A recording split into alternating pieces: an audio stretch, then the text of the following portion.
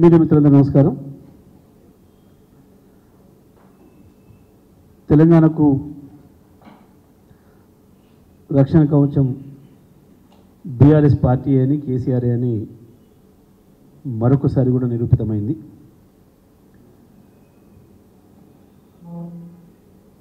ఏ సందర్భం వచ్చినా తెలంగాణ హక్కుల గురించి, తెలంగాణ ప్రజల ప్రయోజనాల పరిరక్షణ గురించి కొట్లాడే నాయకుడు కేసీఆర్ అని, బీఆర్ఎస్ సైనికులే తెలంగాణను నిలబెట్టుకుంటారని మళ్ళీ మళ్ళీ నిరూపితమవుతా ఉంది. ఈ ప్రభుత్వం వచ్చిన తర్వాత, కాంగ్రెస్ ప్రభుత్వం వచ్చిన తర్వాత ఈ రాష్ట్రంలో వరుసగా తెలంగాణ హక్కుల్ని ఇతరులకు దారదత్త చేసే ప్రయత్నం, దాన్ని కేసీఆర్ గారు చూసి అడ్డుకట్ట వేసే ప్రయత్నం మొదలుపెట్టిన తర్వాతనే ఈ ప్రభుత్వం స్పందించడం వరుసగా జరుగుతున్నాయి. తెలంగాణ ప్రజల పట్ల, తెలంగాణ రాష్ట్ర ప్రయోజనాల పట్ల కాంగ్రెస్ పార్టీకి కానీ బీజేపీకి కానీ ఇంకెవరికి కూడా సోయి లేదనే విషయం అనేక సందర్భాల్లో నిరూపితమవుతుంది. కేఆర్ఎంబీ విషయంలో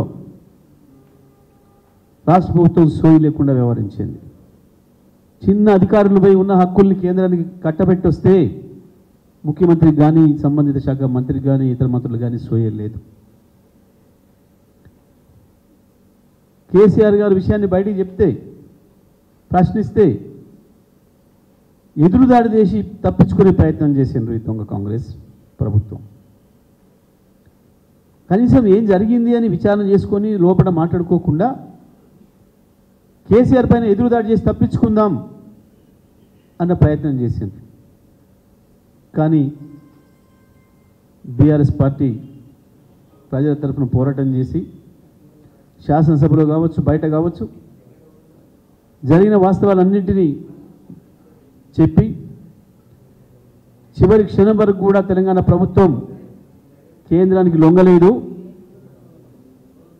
ఎట్టి పరిస్థితుల్లో కూడా తెలంగాణ ప్రాజెక్టులను కేంద్రానికి అప్పగించే ప్రశ్న లేదు, కేఆర్ఎంబీకి అప్పగించే ప్రశ్నే లేదు అని చెప్పి కరాఖండిగా నిలబడ్డది. చివరి సమావేశంలో కూడా మేము వ్యతిరేకించినాం.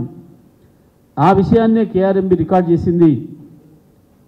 ఆంధ్రప్రదేశ్ ఒప్పుకున్నప్పటికీ తెలంగాణ రాష్ట్ర ప్రభుత్వం వ్యతిరేకిస్తుంది కాబట్టే మనం ఇంకా ప్రాజెక్టులు తీసుకోలేకపోయినామనే విషయాన్ని మినిస్టర్లో రాసింది. బయటపెట్టిన తర్వాత ప్రజల్ని కదిలించి నల్లగొండలో 1,00,000 మందిని సమీకరించి రైతుల్ని యుద్ధం ప్రకటించిన తర్వాత గప్పుడు నీళ్లు నమిలి తెలంగాణ అసెంబ్లీలో తీర్మానం పెట్టి మేము కేఆర్ఎంబీకి ఇయ్యం, మాకే ఉండాలి అని చెప్పి తీర్మానం చేయించి చేతులు దుట్టుకున్నాం. మరొక వైపు గోదావరిని తీసుకుపోయి కావేరిలో కావేరిలో కలిపి కుట్ర చేస్తుంటే కేంద్ర ప్రభుత్వం నోరు మరపలేదు. చోటేబాయి మళ్ళీ దానికి కూడా కేసీఆర్ యుద్ధం ప్రకటించాల్సి వచ్చింది. ఇవాళ మళ్ళీ సింగరేణి విషయంలో, సింగరేణి ప్రైవేటీకరించే కుట్రకు ఇద్దరు కలిసి తెరదీస్తే నిన్న మా పార్టీ వర్కింగ్ ప్రెసిడెంట్ కేటీఆర్ గారు మీడియా సమావేశం నిర్వహించి జరుగుతున్న దానికి నిరసనగా మా కార్యాచరణ ఉంటుందని, ప్రత్యక్ష కార్యాచరణకు దిగుతామని, సింగరేణిని కాపాడుకోవడం మనందరి బాధ్యత అని, బొగ్గు గని వేలం వేయడం అంటే సింగరేణి పరిధిలో ఉన్న బొగ్గు గనిని ఇది తప్పకుండా ఉరి వేయడానికి తాడు వేయటమే, సింగరేణికి ఉరి వేయడానికి తాడు వేయటమే అని మేము దీన్ని అడ్డుకొని తీరుతామని చెప్పి ప్రకటిస్తే, ఇవాళ ఇద్దరం కలిసి వేలం వేస్తామని చెప్పి ప్రకటించిన ఉప ముఖ్యమంత్రి ఇవాళ మాట మార్చి, గొంతు మార్చి దానికి ఏం చేస్తాడో చెప్పకుండా కేసీఆర్ మీద ఎదురుదాడి చేసే ప్రయత్నం మళ్ళీ మొదలుపెట్టాను. సేమ్ కేఆర్ఎంబి లాగా ఆత్మరక్షణలో పడిపోయి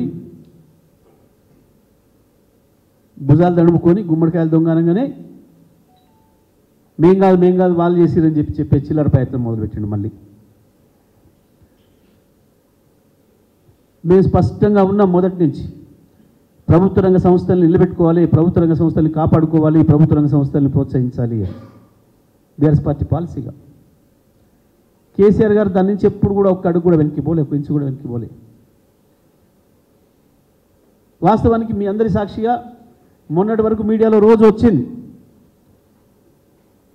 ఈరోజు వెస్టిన్ హోటల్లో జరిగే వేలంపాట కార్యక్రమంలో కిషన్ రెడ్డి గారితో పాటు నేను కూడా పాల్గొంటున్న రాష్ట్ర ప్రభుత్వం నుంచి అని ఉప ముఖ్యమంత్రి చేసిన ప్రకటన మీ అందరి మీడియాలలోనే వచ్చింది.